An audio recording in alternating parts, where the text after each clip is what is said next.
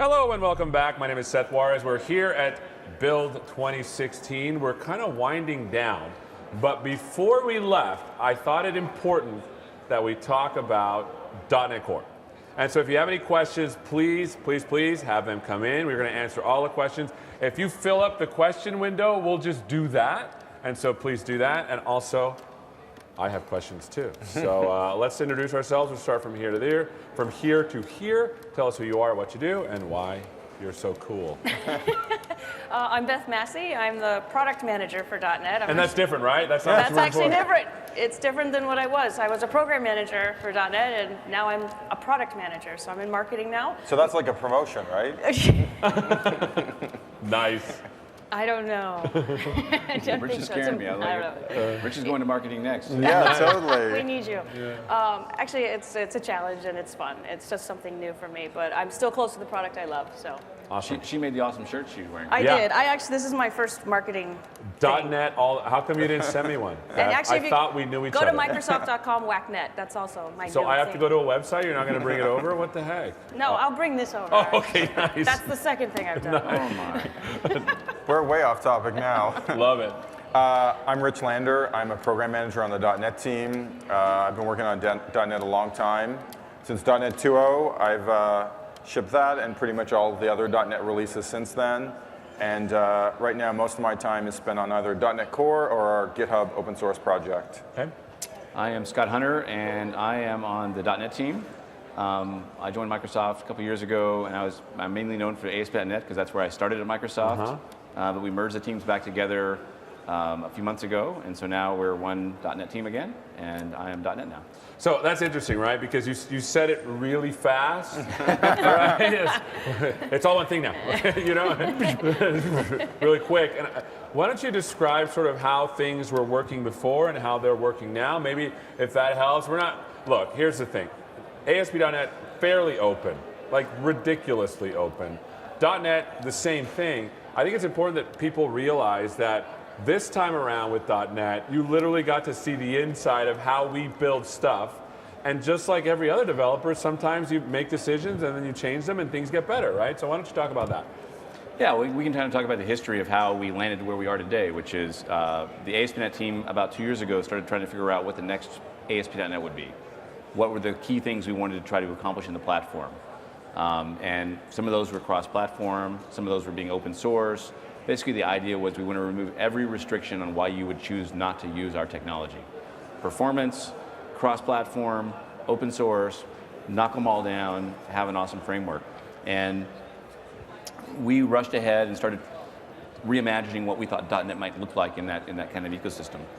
And at the same time that was going on, the .NET guys are busy working on the Universal Windows platform, which we shipped as part of Windows 10. And so we built this technology called DNX, .NET Execution Library, which was something that was built mainly to serve the web, and it was not generic enough to actually serve everything, console applications, class libraries, and that kind of thing. Once these guys peeled off of UWP, we kind of got together as two teams again and said, let's go figure out how to reconcile this stuff and put it all back together, and that's the .NET CLI that you see today and the RC2 bits that we're going to ship sometime, hopefully this month. And that's basically taking the DNX concept that we had in ASP.NET, genericizing it back down into something that if you're building a native app on a machine, you could use. If you want to build an app that has all of the framework bits inside of the folder of the app, you could do. That if you want to build an ASP.NET application that you could do.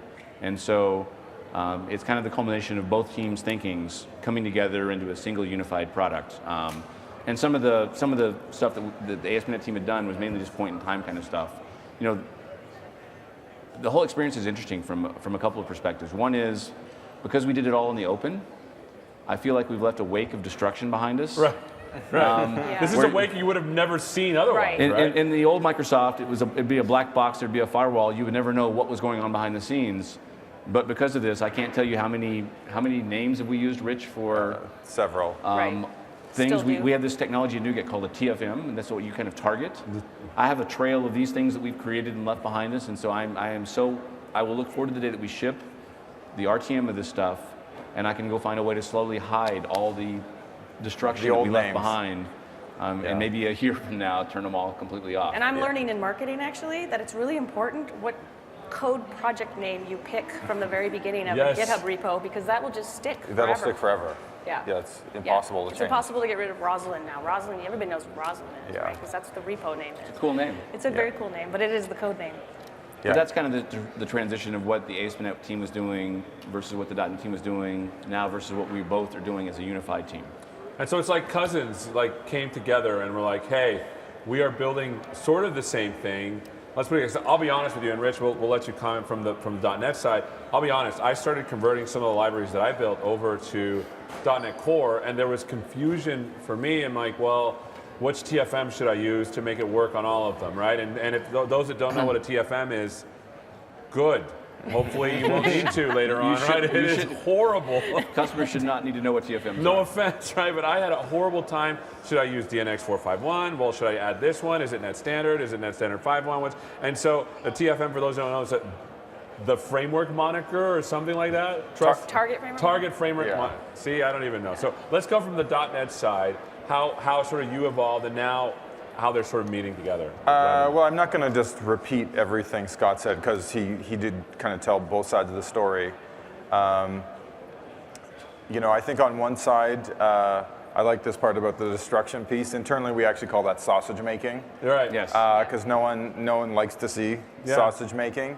And so I think one of the things we're trying to do is make it so that people have more insight into the thinking, but try and make it so that it's more clear what's still completely experimental in nature. Right. So don't take any hard dependencies on that, and what is starting to feel like ready to eat sausage. Right.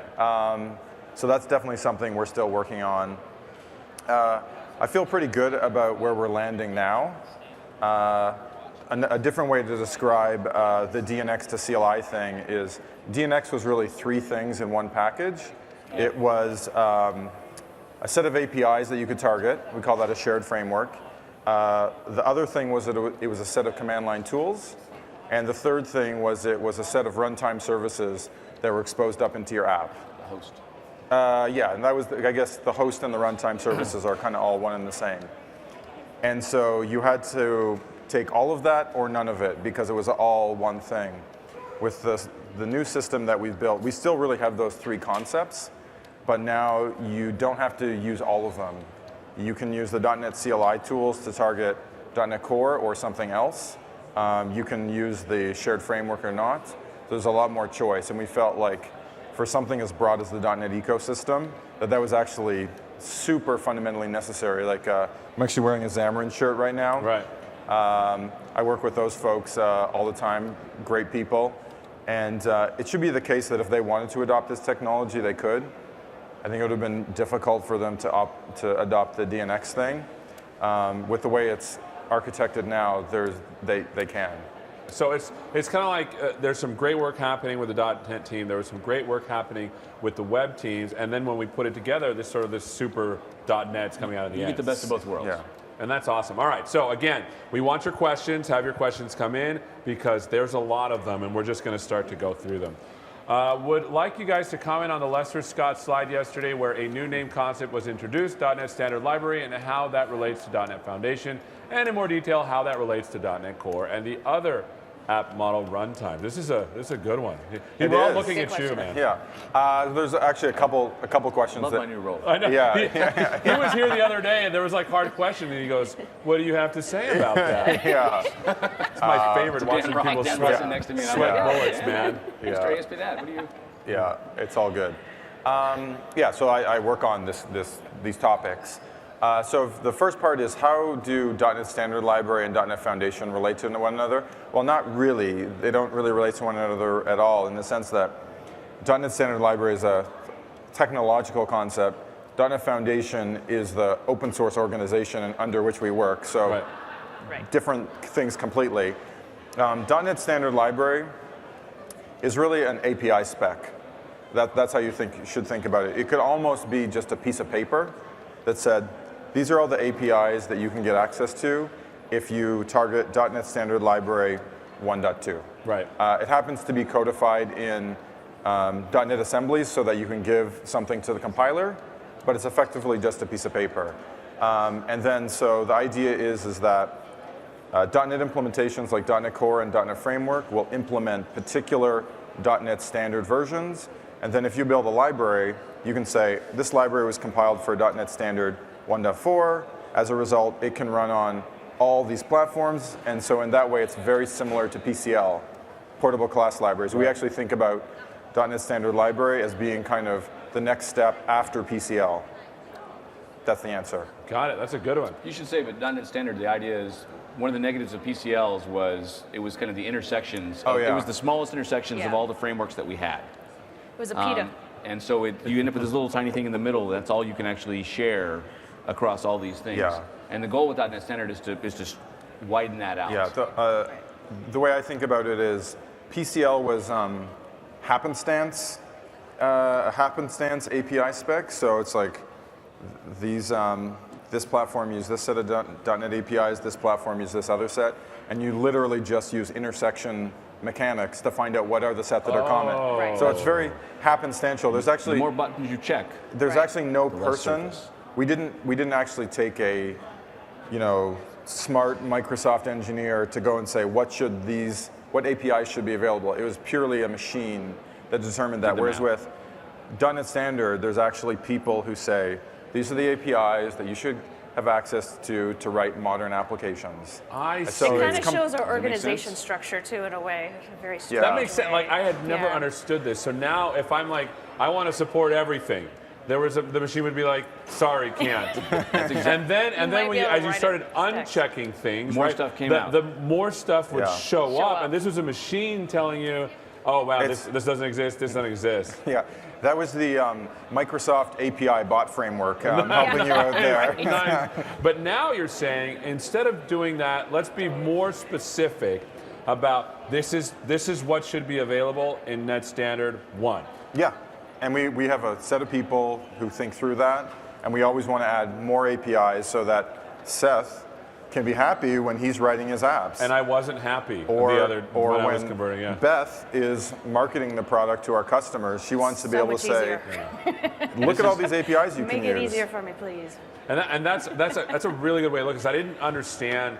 I understood that something was happening, but I didn't know it was a machine telling me, "Sorry, can't do that." Right? And now it's more like the C standard library or the C++ standard library that we actually decide to go write and give to you. Right. And if someone's like, "Hey, I want to implement this Net Standard for whatever device, and we want to use Mono or some other thing they build," we say, if you want to be compatible with Net Standard, these are the APIs you must implement, or it won't work. Yeah, Yes. And that's much better. yeah, and we're talking to our friend Miguel about that very topic. Oh, And he likes it. It's sort of like it's open architecture, really. Yeah, I mean, really yeah, is. yeah. The collaboration that you started with just like .NET Core is expanded across multiple implementations of Sure. .NET now, and I think that's really exciting. It's like the ecosystem itself is open architecting this. And that's cool because instead of things just being compatible because they happen to have the same APIs, now we're saying if you want to be compatible, this is what you have to do. Yeah. And I like that a lot better. All right. Marcelo, when should we expect .NET Core to be on par with .NET 4.6 functionalities? You get this question probably 6 times every hour. Let's just answer it now. What do you think? Well, there's a couple ways to think about that. Certainly, we have several layers. I would say we have a runtime layer, kind of a base class library layer, and then we have an app model layer. The runtime is already more or less, they're already more or less the same across those, so we're pretty good there. At a BCL layer, we definitely have some more APIs to add. We know about that, so we want to bring .NET Core BCL and .NET Framework BCL more to parity. On the app model Make side, it standard bigger. yeah, basically make the .NET Standard bigger. On the app model side, we have WPF, Windows Forms, ASP.NET Web Forms. Those will stay on .NET Framework and be great, and you'll have a lot of success building apps for those on Windows. It's really difficult for us to go port those application models to, say, Linux. Like WPF is intrinsically a Windows app. .NET 4.6 is a Windows platform. Yeah. And Yeah. as you saw the Yes. slides yesterday, one of the slides showed, hey, how is this delivered? .NET Framework is delivered with Windows. .NET Core and Xamarin are both delivered with the application. And so the things that, the app models that live in .NET Framework are Windows app models. Of course. Like WinForms and WPF. There's no plans to try to move those to .NET Core because .NET Core is inherently a cross-platform technology. And as Rich said, we will continue to invest there, and we will make sure that those are awesome. They're the best ways to build desktop applications on Windows that let you run from Windows 7 all the way through Windows 10, and that will remain that way. Yeah, that's. We even announced some basically cool stuff yesterday, the Centennial stuff, where Right. you could even take some of those types of Yeah. applications and be able to actually move them into the Windows Store in the Windows 10 ecosystem, and even do things like put live tiles on them and have them take advantage of the search capabilities inside the OS.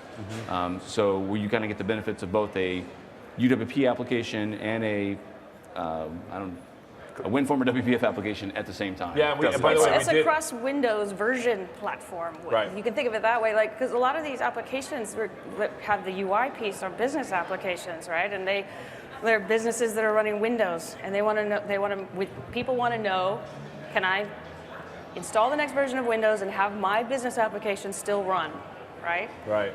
Can I take advantage of a corporate store or a store, just the store? And yes, now you can.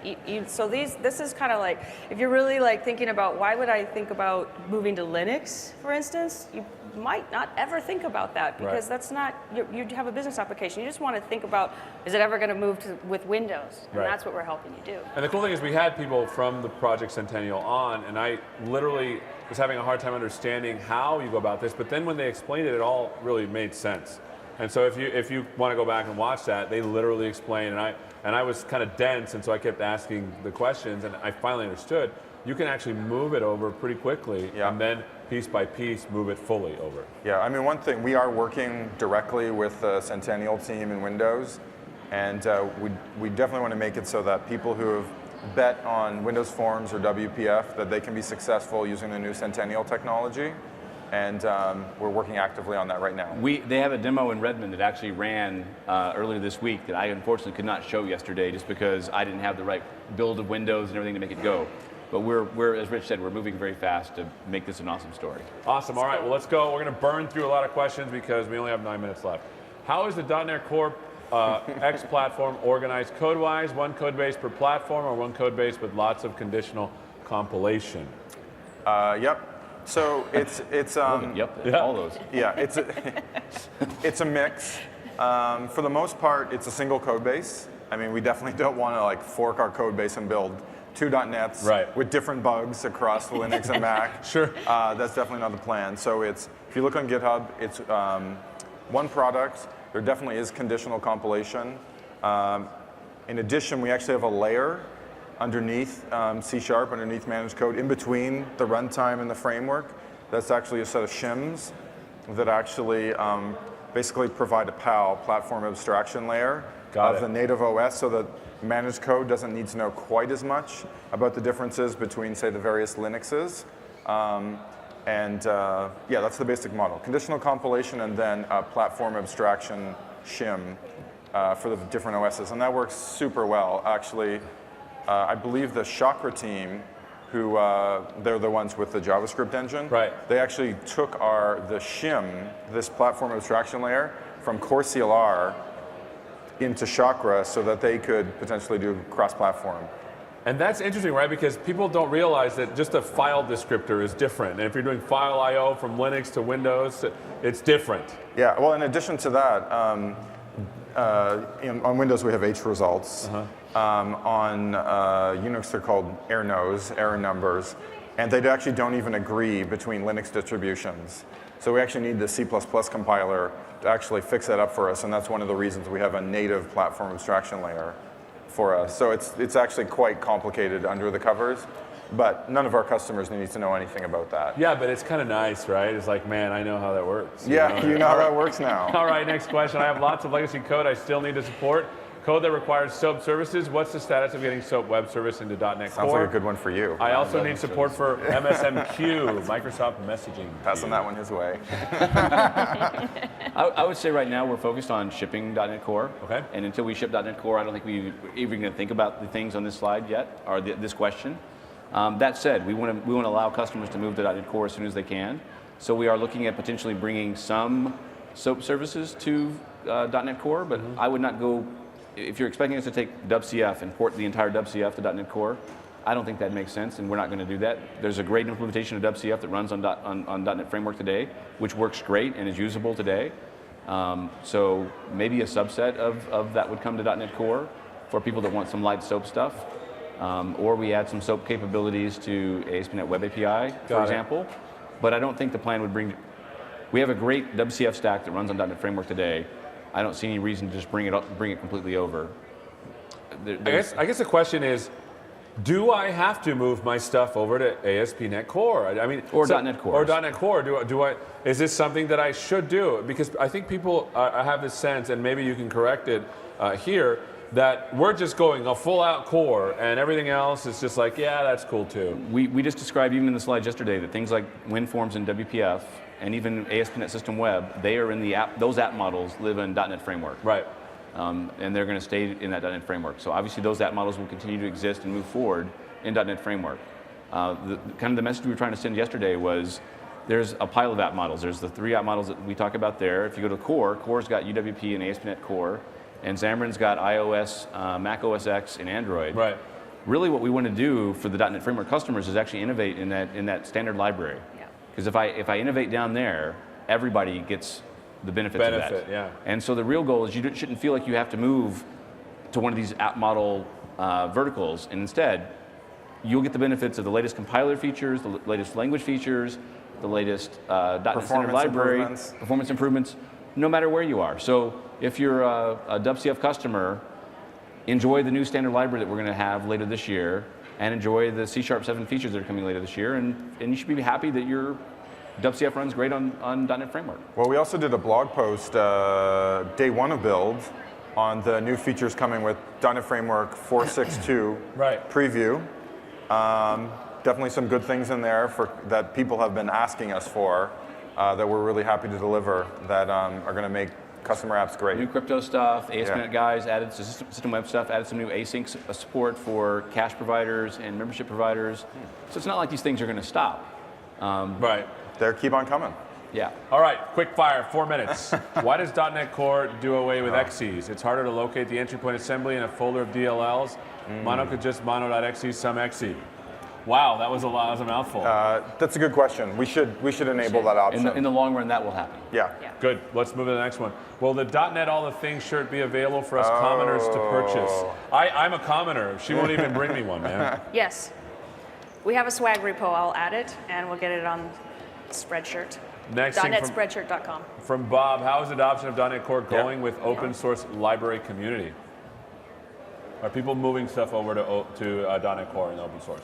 Yep, we actually have a couple folks on our team that are tracking that. Basically, our model is we've been working with the third-party libraries that are the lowest in the stack, the ones that are most typically depended on, either by apps or other libraries. We've been working with them to get them ported to Core. Also, critical functionality like unit testing frameworks that a lot of apps rely on, libraries rely on, and then nail that and then go up to the next layer in the stack. That said, the most important thing for us is to actually ship .NET Core because right now the platform has been changing so much underneath the customer that if you're one of these open source frameworks, I'd be afraid in some ways to actually try too hard today. We're probably, as soon as RC2 ships, that's when things are going to lock down and you're going to see the new model with the standard library and stuff like that.